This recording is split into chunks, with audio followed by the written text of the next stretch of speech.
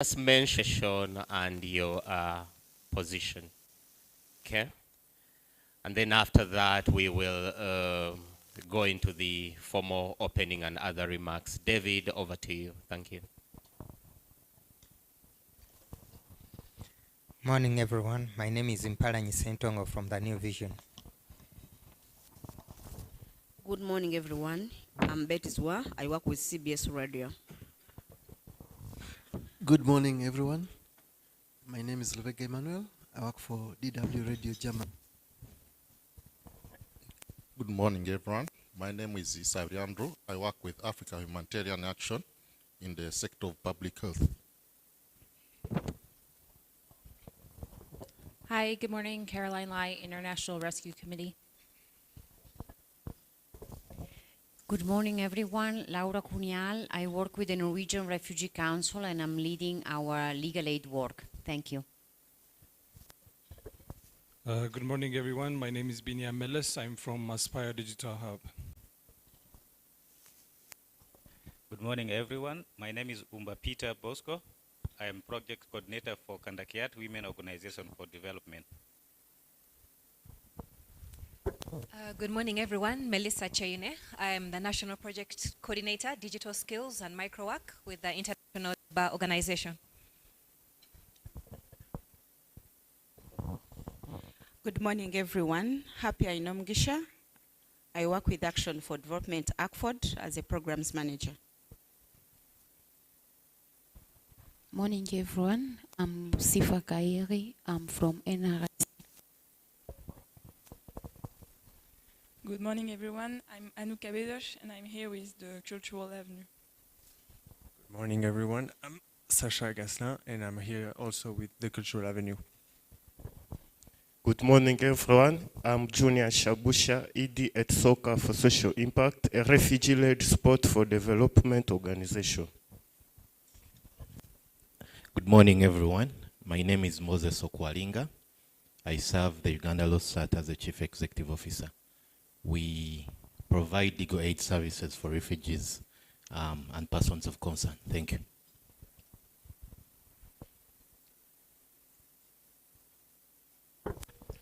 Good morning, everyone. My name is Damien Nyabenda. I'm the Burundian refugee leader. I'm also working with the IRC as a project assistance. Thank you. Good morning. My name is William Mugerwa. I'm the country lead for VSO International in Uganda. Good morning, everyone. I am called Claire Ayuro. I am the Key Accounts Manager at Spouts of Water. Morning, everyone. Kipenda Claire, Protection Coordinator at TIARID. Morning, everyone. I'm Judith Okala, Livelihoods Manager at TIARID. Thank you. Good morning, everyone. I'm Fabiola Nyonguru. I'm from Community, Burundi Community.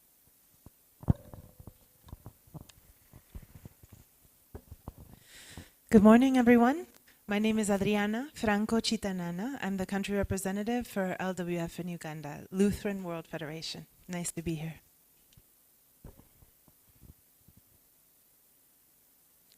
Good morning, ladies and gentlemen. I'm Saleh Idris Adam, Chairman, Sudanese Refugee Community. Thank you. Good morning, everybody. My name is Khalif Mohammed. I'm the chairperson of Somali Community Association in Uganda. Good morning, everyone. My name is Salara Hanoud. I am the national coordinator for Sudan under IGAD, under the Forced Displacement and Migration Project. However, due to the conflict, I've been operating from the Kampala office, and they've been kind enough to host me. Thank you.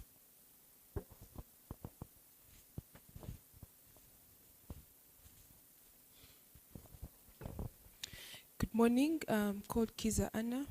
I'm a Chief State Attorney from the Office of the DPP. Good morning, everyone. My name is Grace Naiga. I'm the Executive Director at Uganet. We are a registered legal aid service provider supporting refugee communities. Good morning, ladies and gentlemen. My name is Badru Walusantha, and I work with the Legal Aid Service Providers Network as the Director of Programs. It's a pleasure to be here.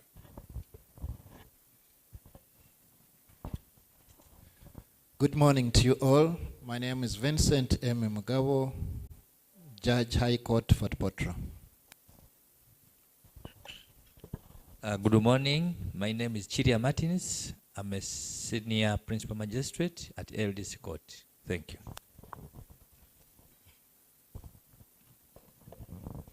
Good morning, everyone. My name is Michael Kabugo, Country Director, Health Right International.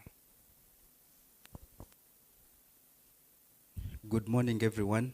My name is Abilu Isaac Boniface. I work with the Judiciary. I'm a Magistrate Grade 1 at Ngora Magistrates Court.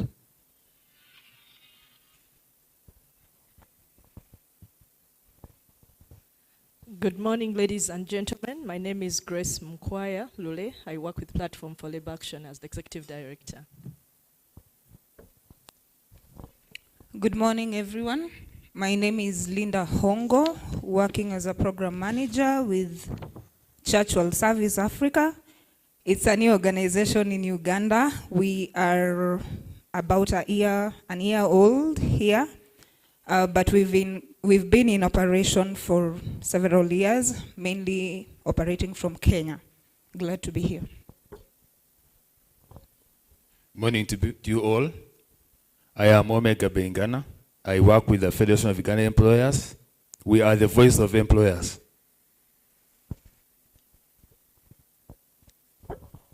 Good morning, distinguished ladies and gentlemen. My name is Farouk Kasule.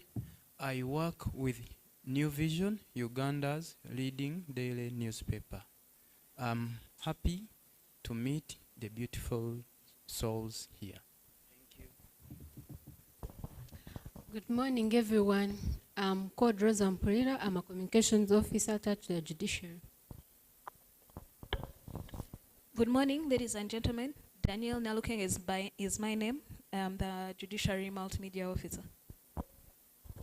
Hello, good morning. I'm Moses Sudarnyaro. I work for the IRC as an advocacy manager. Thank you. Yes, good morning. My name is Steven Odaro. I am the team leader at Platform for Vendors in Uganda, one of the implementing partners of Rebuild. Pleased to be here. Good morning. I'm called Muriel Ianu. I work with Norwegian Refugee Council as the ICLA officer. Thank you. Good morning. My name is Jonathan Ebuk. I work with Kampala Capital City Authority in the Employment and Labor Office. Thank you. Good morning. I am Mangeni Marion, a Magistrate Grade 1 attached to the Judicial Training Institute, Law Reporting Unit. Good morning, everyone. My name is Bethlehem. I work with the International Labour Organization as a technical officer. Good morning, members. My name is Joshua Gato. I work with Tutapona. Tutapona is as a clinical specialist. Tutapona is an organization facilitating mental health and psychosocial support to people affected by war and conflict. Thank you. Assalamu alaikum wa rahmatullahi wa barakatuh. Good morning, everybody. My name is Sekavoja Dauda Musisi Kadogo, Chairman LC1, Nyago Village Urban Council in Machinde District, Machinde Division. For God and my country. Good morning, everyone. My name is Seguia Vicente, and I'm a local leader from Nyago Urban Village.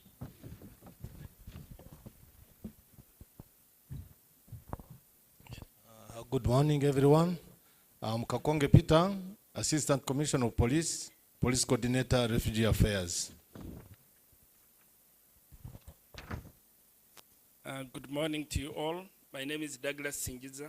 I'm the acting judge of the High Court, attached to the Civil Division of the High Court, Kampala. Thank you. Good morning, everyone. My name is Elijah Okeo. I'm the Country Director for International Rescue Committee. Most welcome.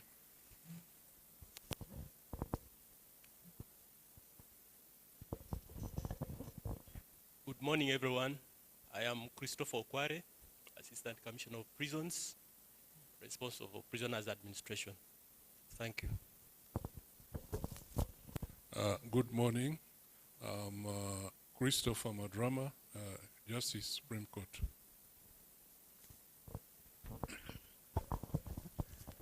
Good morning, everyone. My name is Josiah Flomo. I am the head of the urban unit in Kampala, responsible for urban refugee. Thank you. Hello, everyone. Good morning, ladies and gentlemen. My name is Peggy Ayesiga, and I'm the legal advisor at the Office of the Prime Minister in the Department of Refugees.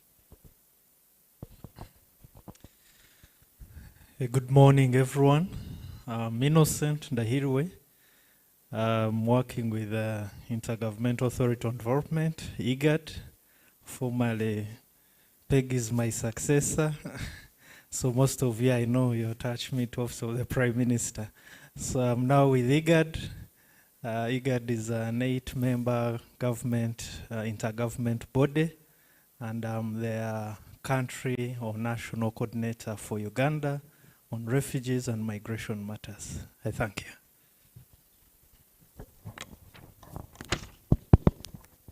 So thank you very much. Quite a very exciting and interesting mix of participants. We have government, we have INGOs, we have CSOs, we have refugees, but we also have the host community represented.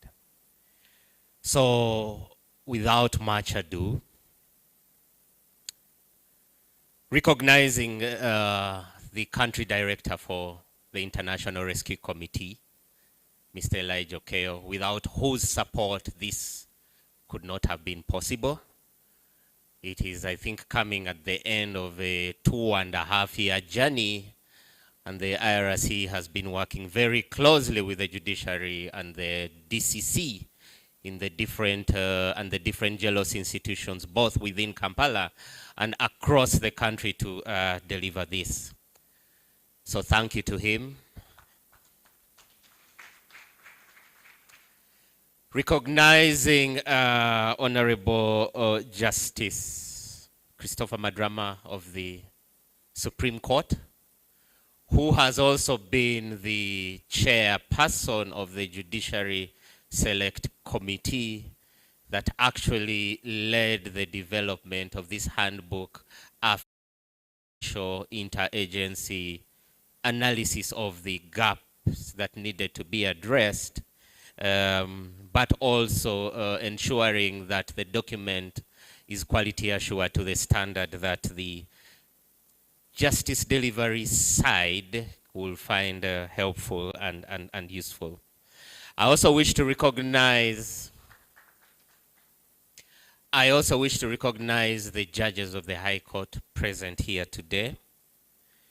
Honorable Justice Dr. Douglas Singiza, who was also with us when we started this journey in March of 2021. I also want to recognize Honorable Justice Vincent Emi Mugabo, resident judge for Fort Portal, who has been very helpful when we were trying to understand the plight of refugees and the challenges they face. He gave us a lot of feedback. I also want to recognize the other members, all the members of the Judiciary Select Committee in their different portfolios and positions. Thank you very much. As well as the magistrates, their worships, the magistrates here are present today.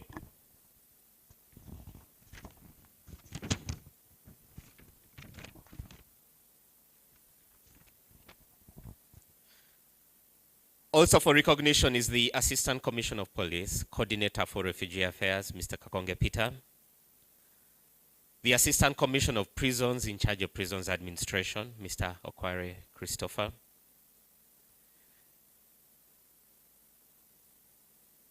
Madam Kiza Anna, representing the DPP, you are welcome. Mr. Innocent Ndahiriwe, representing IGAD. Like he said, he was part of starting this journey from the OPM. Now he's with us as we deliver it as IGAD. But I think his commitment remains unwavering.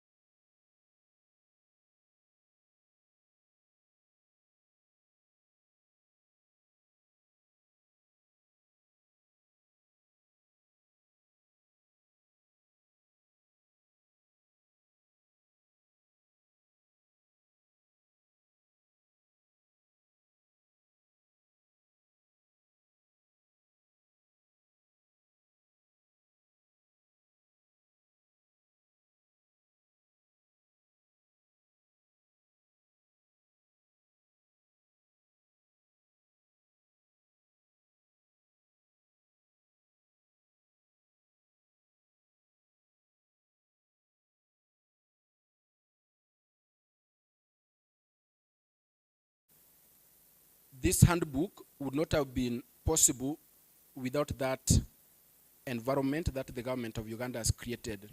So thank you all.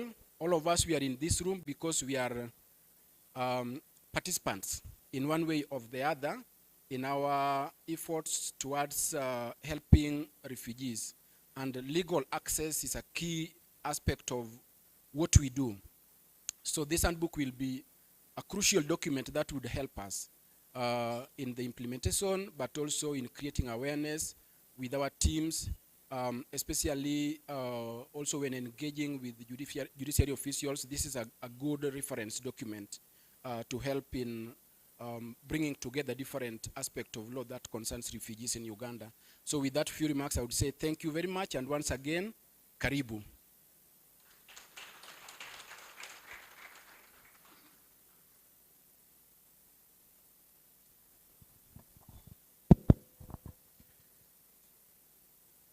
OPM, Peggy, please.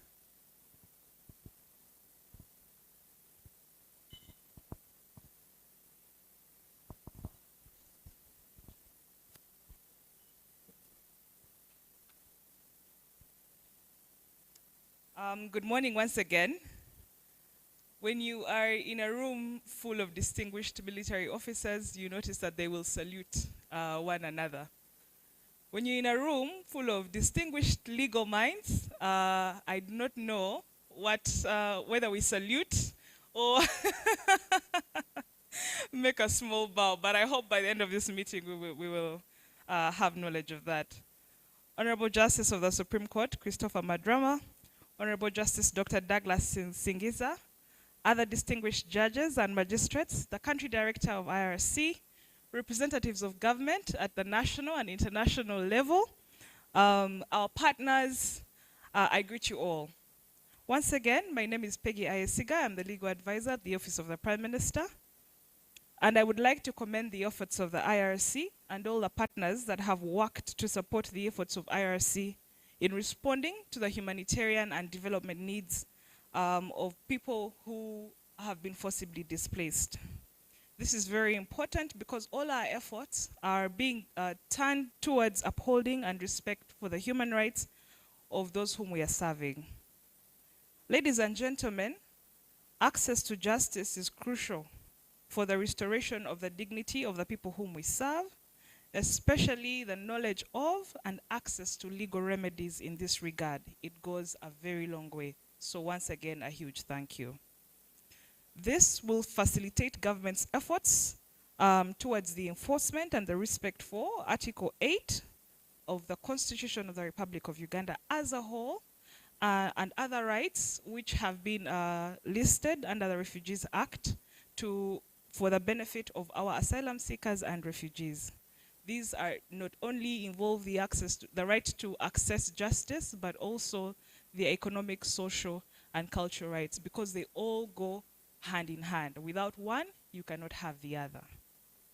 These guidelines are aligned with Uganda's National Development Plan 3, which mandates government to provide improved refugee protection and migration management. We cannot do this alone as government, and we work towards the collaboration with people like IRC and such other partners who are seated in this room. Once again, thank you. I commend your efforts. This handbook is also aligned with Uganda's international obligations, many of which have been reiterated more simply under the Sustainable Development Goals, the Global Compact for Migration, and the Global Compact on Refugees. We therefore commend all the efforts of the people in this room for the finalization of this handbook. This handbook is meant to, one, highlight the experiences of refugees accessing justice and law institutions. There have been many challenges in this regard, but it's good to see that there have been many efforts towards making a tangible contribution towards this. This document is also meant to raise the awareness of justice and law institutions on their responsibility and mandate towards refugees. This document will also help to raise awareness of justice and law institutions on the refugee response framework and propose a referral pathway of justice and law institutions for refugees seeking justice. Simply put, or summarily put, This document will clear the ambiguity on the rights of refugees and the rights of asylum seekers when presented before our courts of law and other enforcement agencies. With those few remarks, the government of Uganda urges you to stand by the rights of refugees and asylum seekers, and especially the continuous awareness of these rights for better service delivery for God and my country.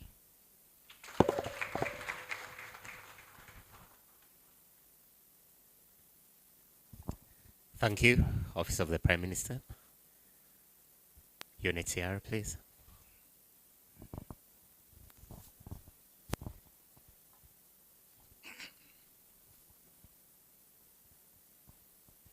Good morning again, and thank you very much.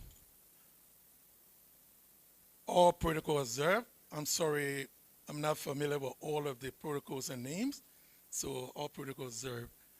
On behalf of the representative and the 1.5 refugees in Uganda, would like to extend our appreciation to the government, to the Judiciary Committee, and IRC for coming up with this very good, informative handbook. We hope that the lesson learned or the understanding of this handbook will be able to inform those who will be judging cases when refugees appear. But we are also aware, let me be very clear, nobody is above the law. Whether refugees, resident, or foreigner, and my refugees who are in this room should be aware, no one is above the law. So all the cases will be prosecuted according to the law of Uganda and international law. I'd like to appeal especially to the Judiciary Committee. Last week, during our quarterly monitoring of prison services, there are so many prisoners in Kampala and in the settlement.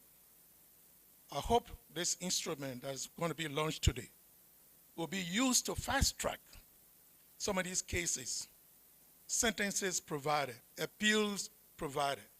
But one other issue where we would like to appeal to you for is, you may not have representation for all of the cases given the funding constraint. So appeal to you to be able to please consider whether defense lawyers from the government side to be able to adjudicate these cases as fast as possible so that we will know exactly who are in the wrongs, whether there's appeal a possibility or sentences for the number of years, so we can be able to counsel their family members. Also, it will serve as a precedent, in a good manner, that other refugees will learn that if I do this today, I'm not above the law, and this will happen to me. Again, on behalf of UNHCR, I'd like to say thank you for inviting us. Thank you to the government of Uganda, the Judiciary Committee, and the IRC. Thank you.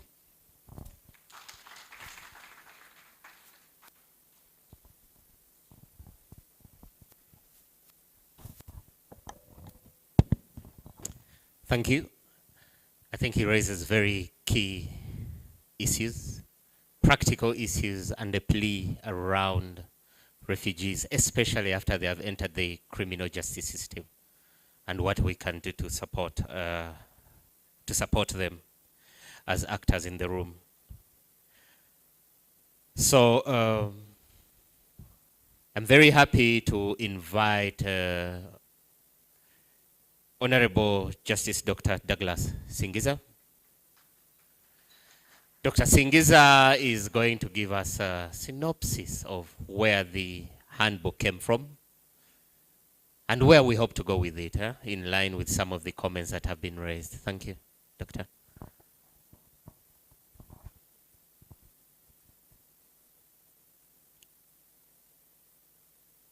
Once again, my name is Douglas Singiza. I'm the judge of the High Court. Okay, I'm on. The chairperson of the Validation Committee, Honorable Justice Madrama, Justice of the Supreme Court. Honorable Justice Vincent Mugabo, Resident Judge, Fort Portal, colleague judicial officers in the room,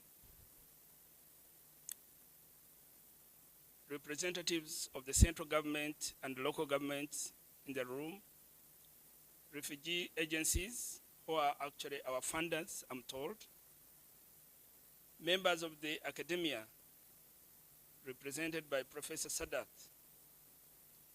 ladies and gentlemen. This is going to be my first remark as a judge of the High Court, and it shall be clear later why I'm emphasizing that point. I stand before you with profound sense of gratitude and purpose as we gather here to launch the book, Refugee Handbook on Access to Justice. The collective effort of the Judiciary of the Republic of Uganda, the International Rescue Committee, the Office of the Prime Minister, Department of Refugees, the United Nations High Commissioner for Refugees are most appreciated. In a special way, I wish to thank the Honorable Principal Judge in his absentia most sincerely for the support he accorded to the promoters of the book, without whom a lot of hiccups would probably have delayed the outcome of this process.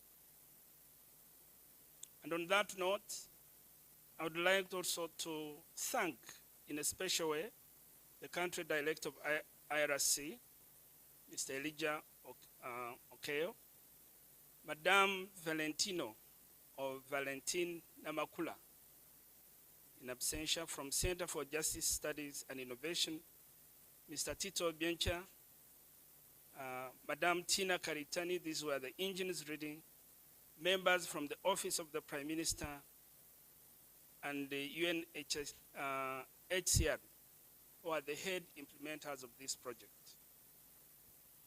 In July 2020, a rapid assessment was conducted by the Center for Justice Studies and Innovation and the International Rescue Committee, which highlighted the vulnerability of the urban refugees in navigating the judicial process due to their limited awareness of the law, procedure, and services.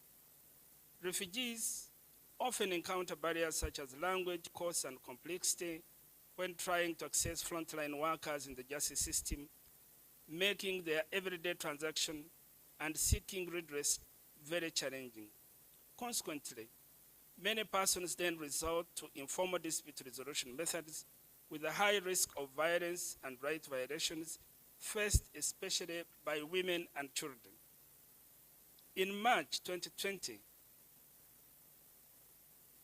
a court opened day at Nakawa Chief Magistrate's Court, and I should put a footnote here. At that time, I was a small chief magistrate. Maybe the other part of the footnote could be, it's because of this effort that I'm perhaps a judge of the High Court. I don't know, but it could be. Organized collaboratively with the Judiciary, the IRC, and the Center for Justice Studies and Innovation, shed lights on critical gaps in access to justice for refugees in Uganda.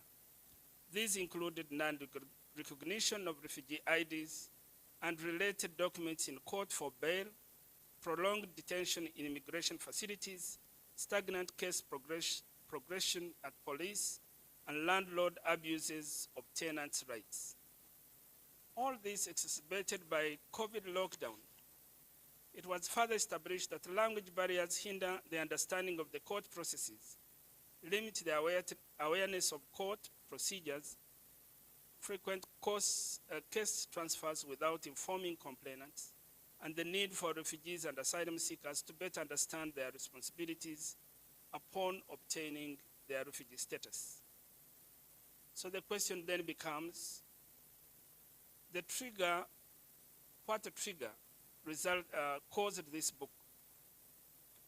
The event, I argue, generated recommendations which emphasized the need for increased awareness, data disaggregation, legal aid linkages, and improved coordination among stakeholders. Today, we come together not only to reflect on these insights, but also to strengthen them through the launch of this book. Our presence here today signifies not just a mere book launch, but a testament to our shared commitment to uphold the fundamental principles of humanity, compassion, and justice. It is an embodiment of Uganda's long-standing tradition of providing refugee protection to persons fleeing persecution, conflict, and instability. A while ago, in fact, I was discussing with the police officer, reminding everybody that 3 days ago, many people in Palestine were working like us, like judges, like professors, like police officers. But I'm told in less than 24 hours, they'll be running to Egypt. So we are potential refugees. I think that's the theme. I wish to begin by acknowledging the dedication and hard work of all those who have tirelessly contributed to this handbook. Our heartfelt gratitude extends to the government agencies, international organizations, non-government organizations, legal practitioners, judicial officers, and individuals who have lent their expertise, time, resources to make this a reality. Why do we think this book is timely? That's the question. Today we convene not only to unveil the pages of this handbook, but to reaffirm our core values that underpin refugee protection. We are here to emphasize that every refugee and asylum seeker within our borders deserves respect, dignity, and protection of the law. In this context, knowledge becomes the most potent ally, the argument goes.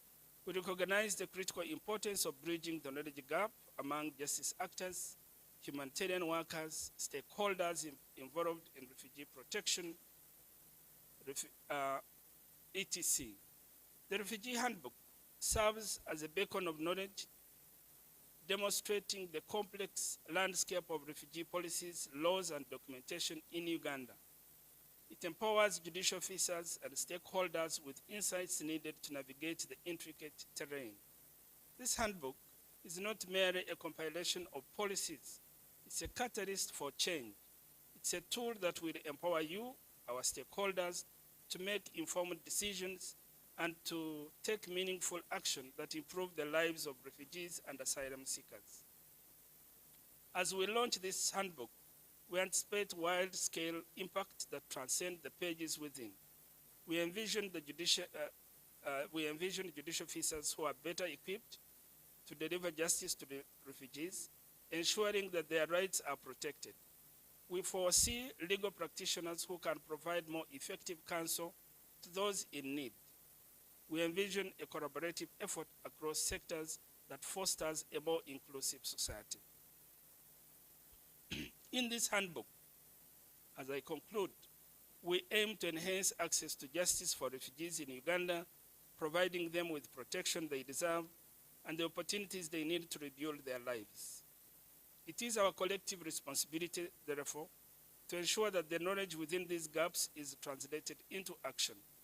The handbook stands as a living document, accessible to all, serving as an interagency resource book, and therefore we call upon everybody to embrace and disseminate its values and insights in order to give a wide guidance. The members of the press are called upon to do that very job. Let me conclude by saying the following. We need to be inspired by the resilience of the refugees who, despite the hardships they face, continue to contribute to our society. Let us remember our actions today will shape the future of those seeking refuge within our borders. I call upon each one of us to not only use this handbook as a resource, but as a symbol of our commitment as a nation. Let us continue to collaborate, advocate, and work tirelessly to ensure that the launch of this handbook marks the beginning of the new era, an era where justice is accessible to all regardless of their status. I thank you all for your dedication, your compassion, and your unwavering commitment to refugee protection and access to justice. we can all make a difference in the lives of refugees in Uganda. For God and my country.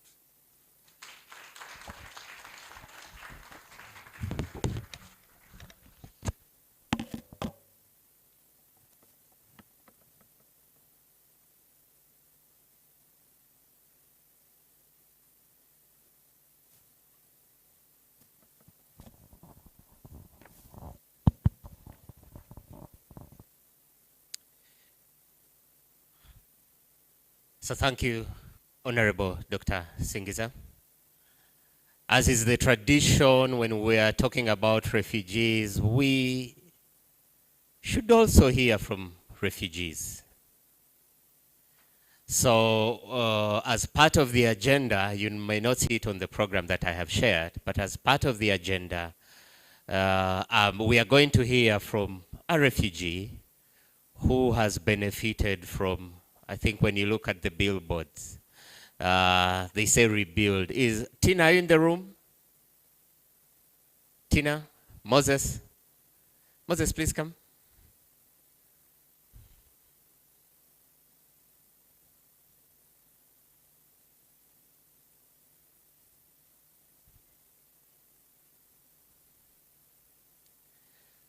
So he has benefited from an IRC program called Rebuild. So Moses is just going probably to give us just about 5 minutes, 2 to 3 minutes highlight on what Rebuild is and what it does. We will then hear from the refugee. And then after that, we will go into the handover to Honorable Justice Madrama and do the formal launch. Thank you. Moses, please. Thank you very much, Tito. All protocol recognized. I'm Moses Odornyaro. I'm the advocacy manager for the Rebuild program. The Rebuild is an acronym, but stands for Refugees in East Africa, Boosting Urban Innovations for Livelihoods Development. The key objective of this program is to offer services to urban refugees and nationals so that they can realize their economic potential. Because as has rightly already been stated, the refugees that come into Uganda have great economic potential. They come with skills in either, textiles. They come with new ideas on how to, for example, set up businesses in the restaurant sector, in the beauty and cosmetics. But for this potential to be realized, there has to be an enabling environment. For example, on policies. So they are able to get trading licenses from KCCA so they can set up the small businesses. So Rebuild works towards, with the different stakeholders, to remove these obstacles that refugees face so that they can contribute to Uganda's society, to the economy, so they can also relate well with the communities where they live. That's why we have some local representatives here, the LC1 chairman of Nyago and his colleague. Sometimes refugees go to them and say, oh, I want to set up a small business, but the landlord has said, bring me an introduction letter to show me where you come from. So some of these local leaders, because of insufficient awareness on refugee rights to work, sometimes refugees face challenges getting these letters. But Nyago village is one of those villages that has, as part of social cohesion, has incorporated refugees in the work that they do. They give out these letters, and they have a community register where they have their members, including refugees. So in summary, that's what Rebuild does, and we work very closely with our colleagues from KCCA. They are here. We work with them to enable refugees to have access to services that the city has through, for example, the Employment Bureau. Jonathan is there, or the Kabaragara Youth Center that we also supported, the IRC supported last year. So Rebuild is in Kampala and Nairobi. But for this purpose, this is the launch for Kampala. Thank you very much, Tito.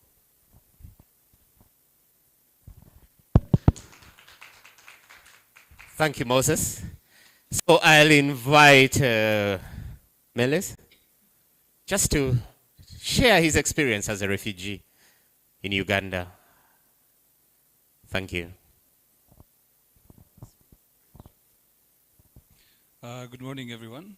My name is Binia Meles. I'm an Ethiopian refugee from Addis Ababa. I'm originally from the northern part of Ethiopia, and I came here almost 3 years ago, fleeing the Tigray war that ended around 1 year ago. And my experience as a refugee has not been easy, of course, as is every other refugee's life. But typically, what made it challenging was... Okay, so what made it really challenging was the fact that I had to come.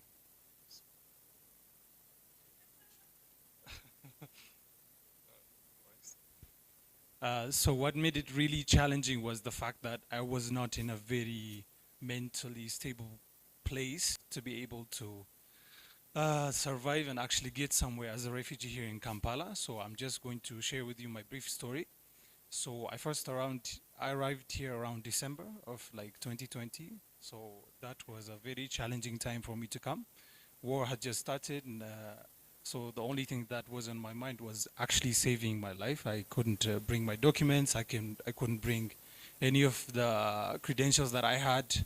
For example, I used to have a hiking company back home, and I also used to work as a trainer with GIZ, with UN Women, with Addis Ababa city government.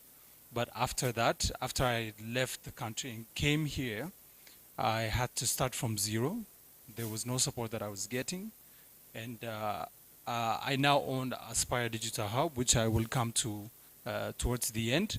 But even though I'm doing the same thing that I used to be doing back then, it took me 2-3 years to actually do the same thing that I'm doing right now. Because becoming a refugee is not just a status on the document. It's a lot of things that you have to deal with, starting from emotions, psychology, and very, very many things. So I am happy to be here to be representing the Ethiopian refugees in Kampala, Uganda, to advocate for judiciary and also for public policies to be amended so it can better serve us refugees back there. So after my story, what I want to talk about was when I first arrived here, I couldn't get a job, not because I lacked skills, but because I was not in a mental space to actually do a job, to focus and do some things. And two, because I didn't have the necessary documentations, meaning that I didn't have a refugee ID. For me to get the refugee ID, I needed to wait for the interview, which took some time. But during that time, when I was an asylum seeker, I couldn't get hired anywhere. Mainly it was because the Ugandan community didn't really understand the fact that we can work, we can be trusted, and we can deliver the work. So the main requirement was, unless you have refugee IDs, we cannot hire you. And so I actually gave my CV to every company on Gaba Road when I first arrived here. And most of the reaction that I got was, how long are you going to stay here? I told them I just arrived. It's been 2-3 months. And they said, no, we don't believe that. You might leave 3 months later, so how can we do that? So these were the challenges that I faced. And some of them actually said that you're somehow too qualified for the roles that we have, so you might not even stay after 3 months. So these are the kind of things that I was looking at. And I believe this happened because I was somehow in a community where I'm new to them. So it was very hard for them to trust me and give me opportunities, which I really needed at that time. So from there, it was quite challenging to get jobs, to get anything. And because life is a bit expensive back there in Kansanga, as most of you are well aware. So from then, I quickly started training as a consultancy. And since I'm a software engineer graduate from Addis Ababa University, I started freelance works for companies. So from there, I quickly saw the opportunity to start an organization, an IT consultancy company, so I can deliver the services that companies would want. And it would give us better compensation than the regular employment jobs that we get in Kampala.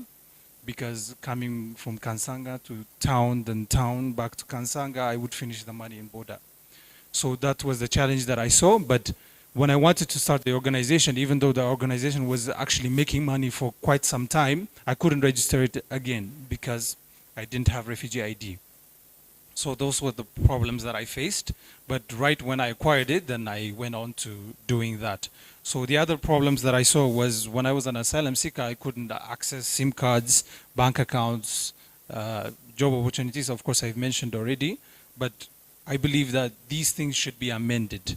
Bank accounts should be accessed for refugees. Like, for example, when you're here as a refugee, there's a lot, of course, that you go through. But if you don't have the necessary habits, like it can be really challenging to navigate through. So unless someone has the opportunity to actually access a bank account, to make transactions, to do various things, then it can be quite challenging to do anything. So some of the organizations that I talked to actually said, do you have mobile money registered in your account? Do you have a bank account registered in your name? Both, which I didn't, because as an asylum seeker, you cannot do that. So these were the problems that we saw. And we saw that, of course, the asylum seeker gives you 3 months of mobility, but why not? Why not integrate it into the system so we can use it to better serve ourselves? So these were the gaps that we saw.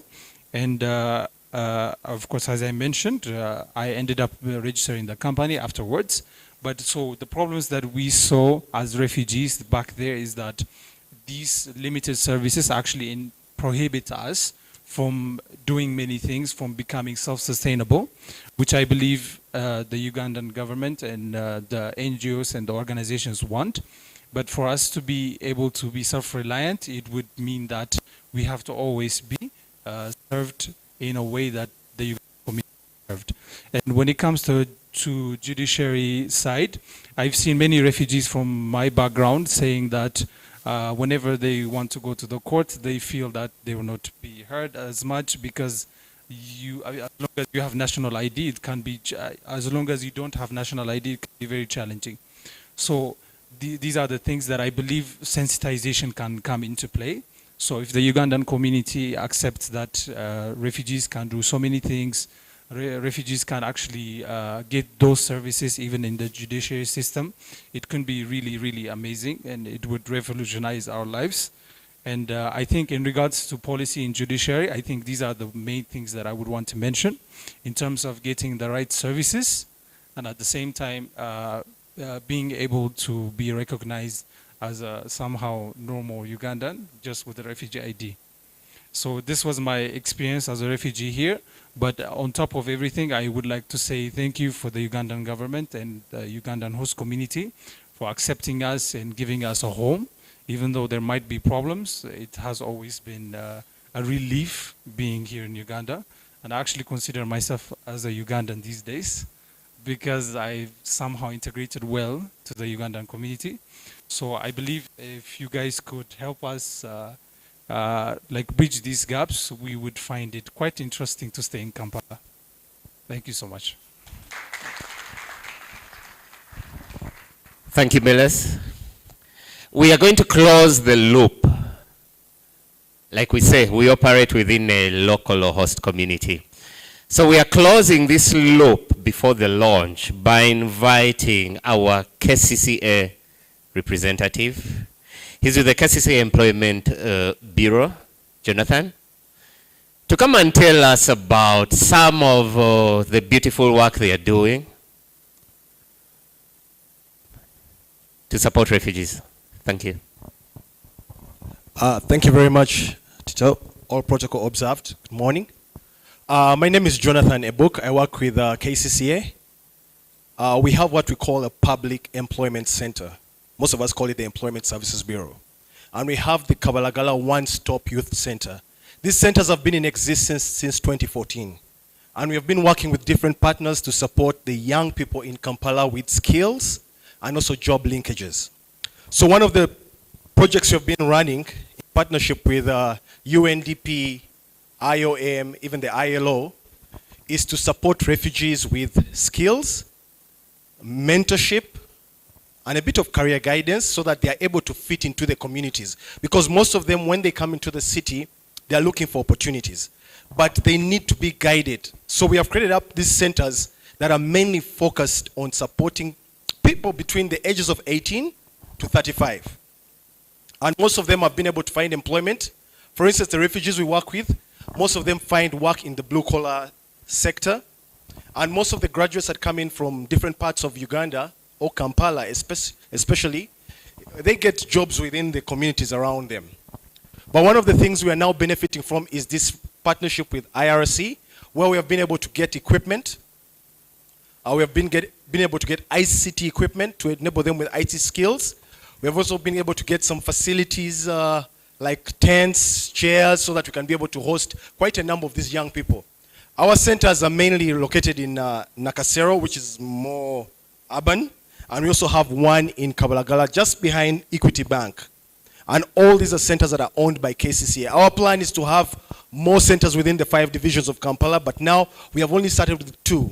And most of these centers are operational, the services are free, and we have staff who are stationed in those centers to support the young people that come in looking for employment. So one of the things we want to do is thank IRC for thinking about KCCA and being able to support us to be able to serve a bigger number of young people. One of the challenges we are facing now is the high rate of unemployment in Kampala.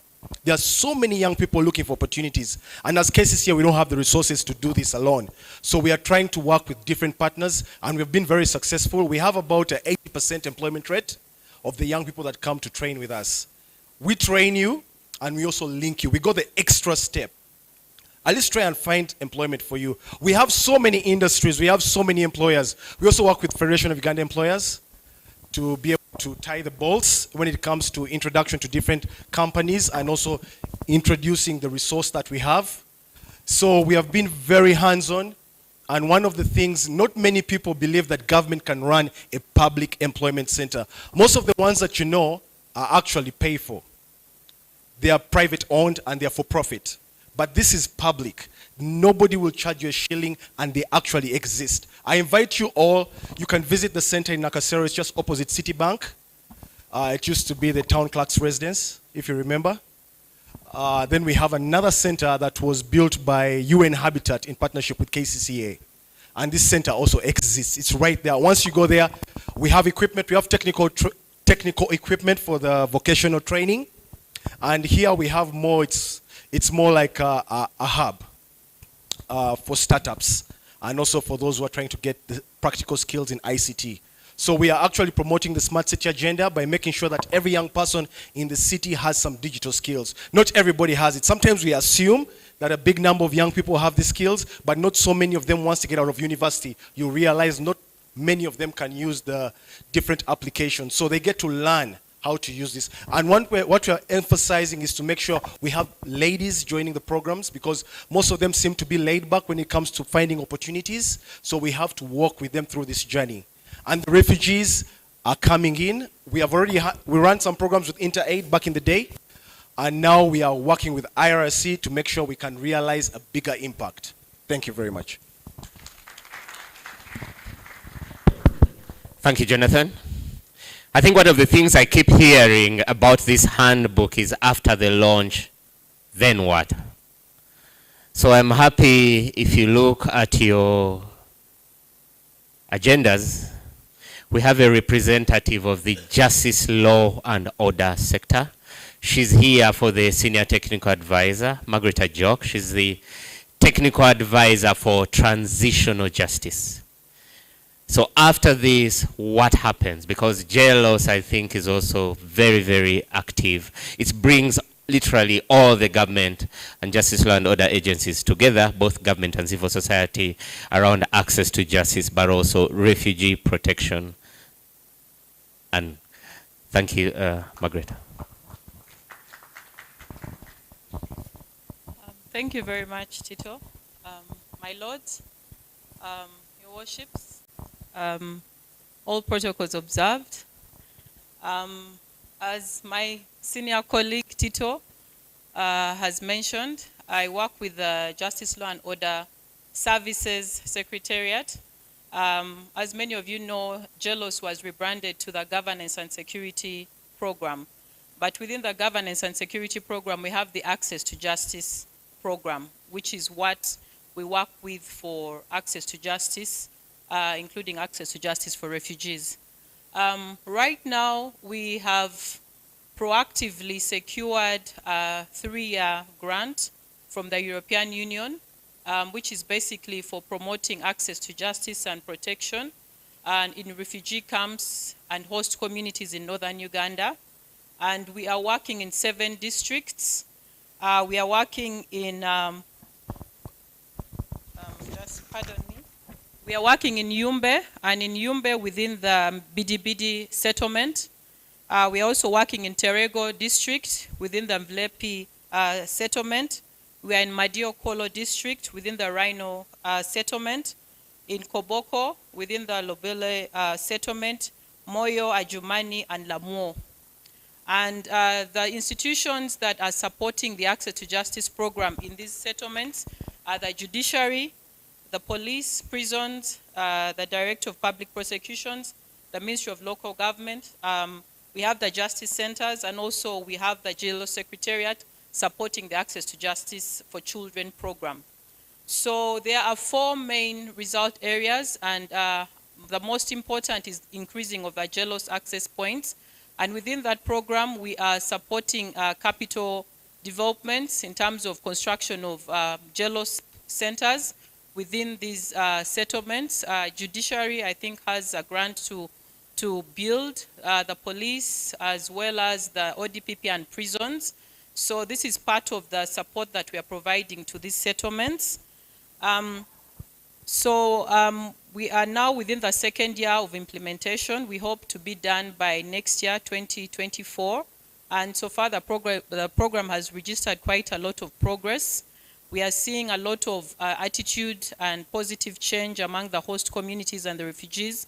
As you're aware, I think because of the burden of refugees in some of these host communities, it was important that as a sector we promote services also for the host communities, because we realize that many times if you only support the refugees, there seems to be some kind of hostile tendency from the host communities because they're not receiving that kind of reciprocal services. And already you know that the justice services also for the host communities are already strained.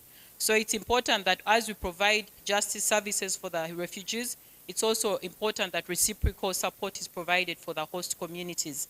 So we are quite happy that IRSC is also supporting access to justice in these communities, and we are committed to that support. And I think as part of our commitment as a sector, since we are already present, is to help disseminate this handbook, which I think will be very useful for the actors. So as part of our committee from the Secretariat, we will help disseminate this handbook. Thank you. Thank you, Margaret.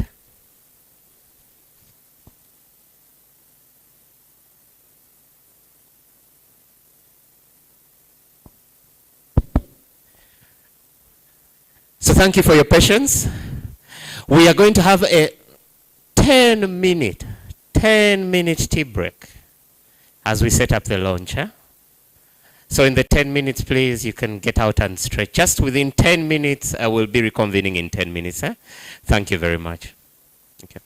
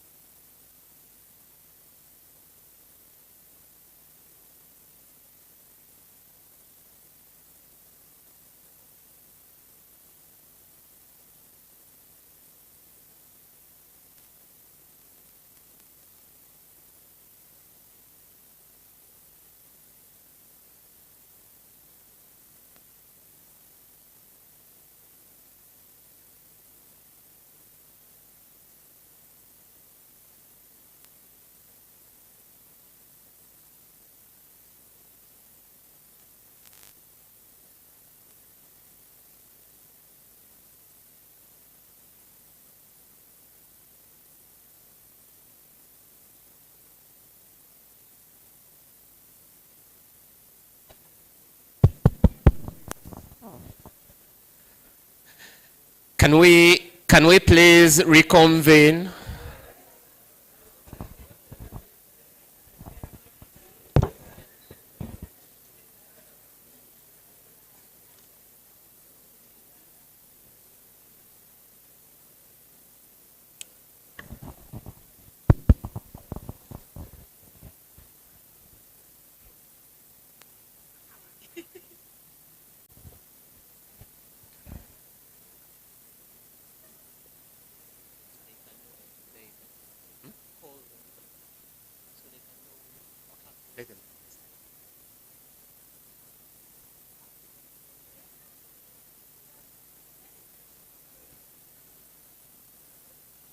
Are we set for the video?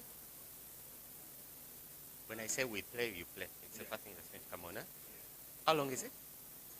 Ah, good.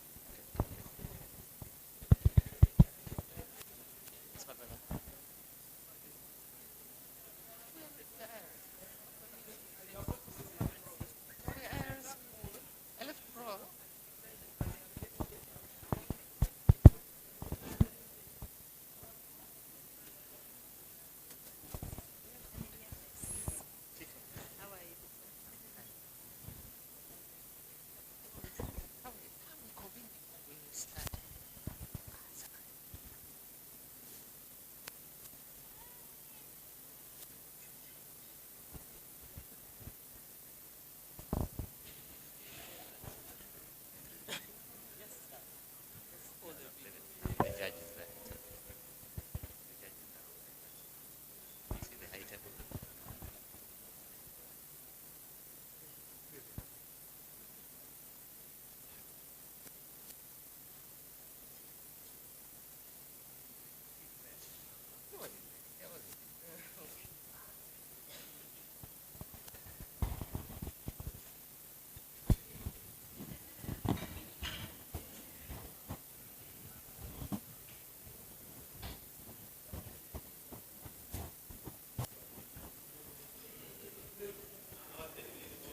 Yes, the 10 minutes are over. Colleagues, we are reconvening. We are reconvening, please.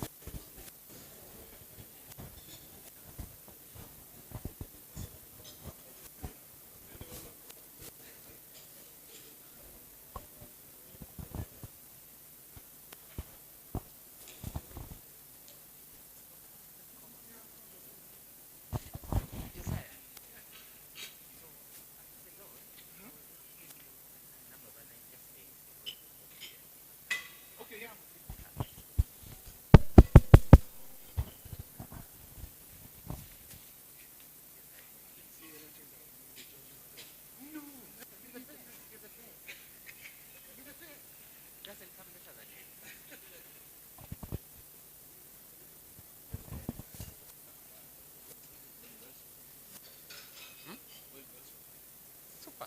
You're the IRS. I mean, what can go wrong?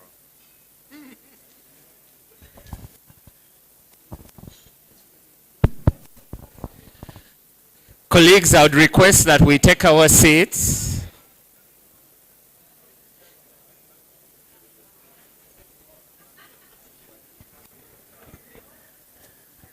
Caroline says nothing, I worry. Huh? When Caroline says nothing, I worry. Why? She put a thumbs up.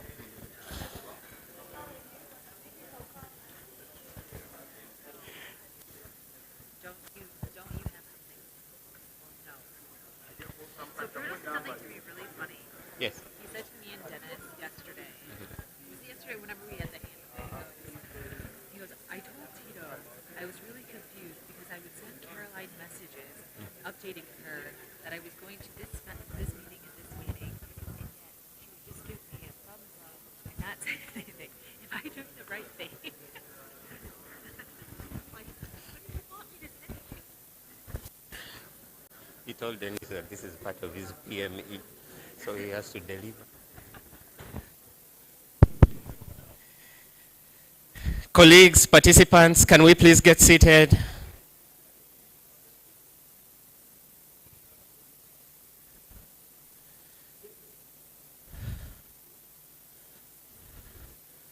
Colleagues, participants, the comms team.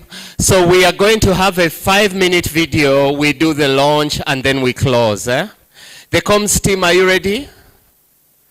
Can you please start the video? Thank you. Please be seated. Please be seated.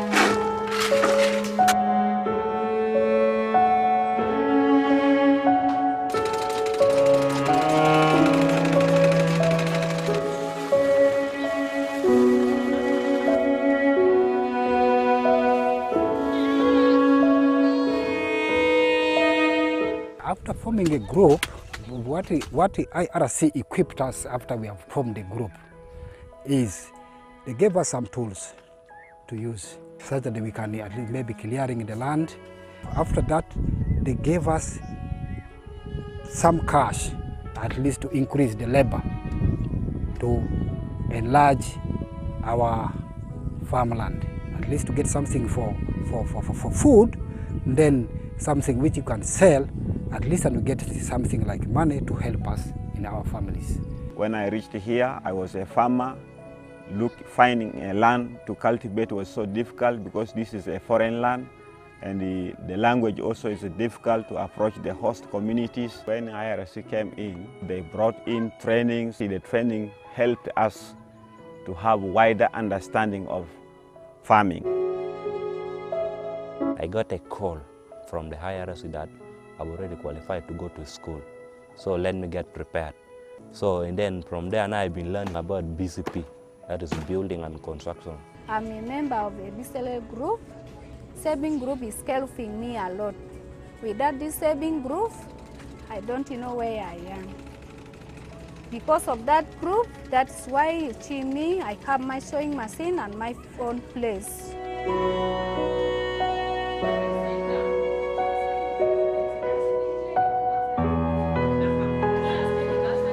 GASAN is a program implemented by Women Protection and Empowerment IRC. We mainly target girls who are vulnerable, who cannot stand up for their rights. They are girls who cannot show up when they are facing violence in terms of sexual violence, physically, economically, psychologically. When I joined, they told me going back to school help me as in to get what my child will have in the future. And in my future, it's the one that will determine my child's future. Let me come back to school.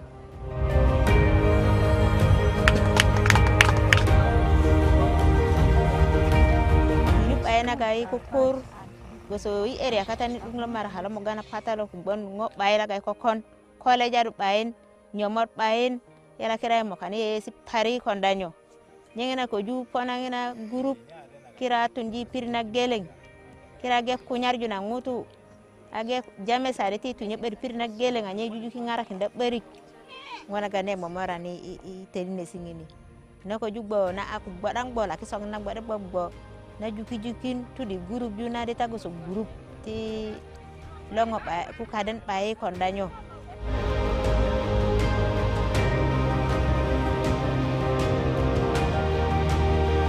Before the coming of IRC, being as a man, I was having 2 wives, and one wife left because of some violence at home. If you don't know how to handle it, one wife left.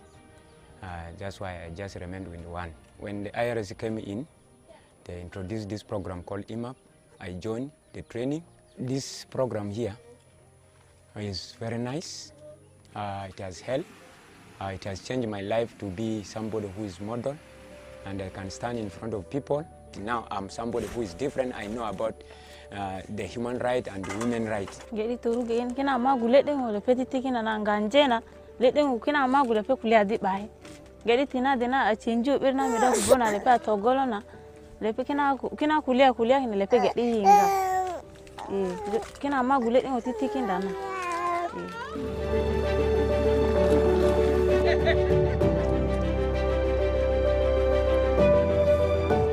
Tare sikine manao iding na lo ajla ka kurgina naro ji tongo duma parik ina de gele morek manao dingna ara sika putona naro ji dares senta ge pare amaju ko ngobe totoesi ngobe ti bongola ngobe ti nyonyonyo kilo la kilo class na ge baro jini ipane yala kaman lo ajla aku ko rujudo kunya ku pero muda lo ajla aku ko ku lo ngajika aresiku kako metundi ngakeni na manao naru lungu laga duma parke ile pe ku medade bol.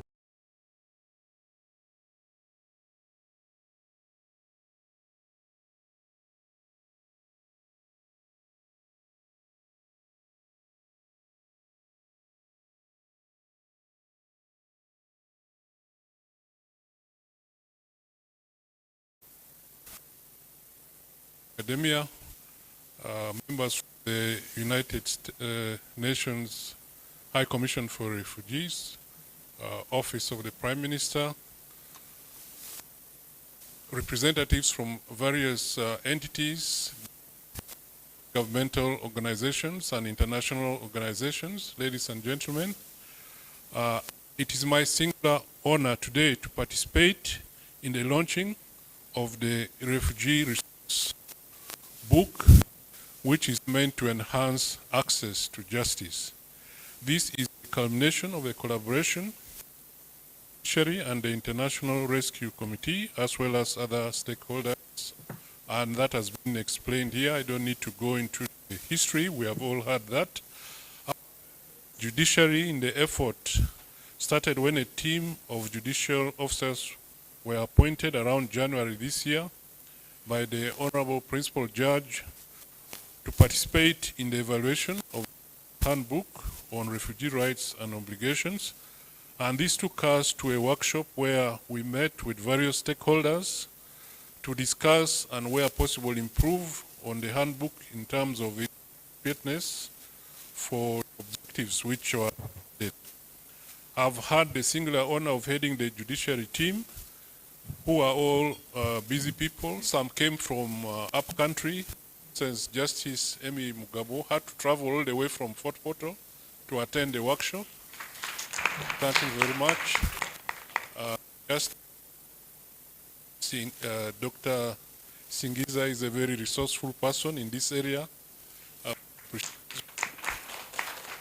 We appreciate the secretary, Her Worship Atingo, I don't know whether she's here, and many, many other people. We have had a great time working with Biencha, Tito, Karitani, Tina, and many other people of the IRC. But I can say that our interaction has been very eye-opening. It was very educative, and it also gave us a lot of insight into another world which many people are not aware of. It's not taught in school, and most probably very few people meet it in practice, and even if they do, they are not aware of the specific legal framework which informs the rights of refugees and the kind of challenges they face, so they are not really very sensitive to the needs and requirements in the administration of justice. Now, my task as a chairperson, with the assistance of Justice Eva Luswata, who was not able to come, she sent her apologies, was to lead and coordinate the committee to ensure that they give quality time to the task and realize the objectives of giving the work our experience and insight in the administration of justice. I'm humbled to stand and represent the validation committee and various stakeholders who made the contribution that enabled this groundbreaking occasion to take place. I would like to thank the committee who made the task light and interesting through their diligent and professional work. As an institution, the judiciary recognizes the difficulties and vulnerabilities encountered by refugees and asylum seekers navigating Uganda's foreign and complex legal system. Their access to justice is impeded by their lack of knowledge of Uganda's legal system and systems of law, the language barriers, geographical barriers, institutional barriers, resource barriers. We had an interesting testimony from someone from Ethiopia of how he could not access a mobile number and other things because he didn't have an identification document as a refugee, and he was not able to get employment when he needed, to access employment in order to take care of himself. Now that illustration tells us that justice is much more than being in conflict with the law or encountering the legal processes, because if a refugee first comes in the country, what should they do? Where should they go? And this kind of effort also helps to inform people about what to do and where to go, etc. Now, there is a lot of knowledge gap which has been identified among the justice actors regarding refugee laws, the limited appreciation by justice actors of the unique justice needs, and the high costs attached to justice, among other things. I would like to state that since the enactment of the Refugee Act 2006 in Uganda, there have been some limited initiatives designed to transform the administration of justice for refugees in Uganda. Therefore, today's event is a significant milestone as the Handbook on Refugee Access to Justice will increase awareness of the laws that govern refugees and their specific justice requirements, as well as be a reference handbook to guide both refugees and the actors. Now, the justice, law and order sector, which has been rechristened another name, the security and, yes, governance and security program, institutions should continue actively and consistently to participate in the humanitarian justice sector reforms. Now, this is an ongoing process, and any step in that direction is always much appreciated. All stakeholders should make all necessary efforts to support government efforts to protect and advance the rights of refugees. And in fact, by the way, as I was chatting around, somebody told me, you know, for the Somali community, they have had cases in these courts, and their complaint is they have not won a single case in this country. And the question I was asking is, what's causing that? Why haven't they won a single case? And you know that's something. Is it language barrier? Is it prejudice? Is it discrimination? So we should be very sensitive and educate ourselves about the plight of refugees by having at least the basic materials that can help us to look more into the issue with sensitivity. Now, we may not have a specialized justice system that meets specific requirements of refugee communities, but we try as a government to meet their needs. For instance, you have heard about mobile courts. I think I've heard about mobile courts in Arua and in the north, which is also supposed to address basic things like, you know, refugees have social life, they have conflict among themselves, they have conflict with host communities, and there should be a forum that can address some of these conflicts.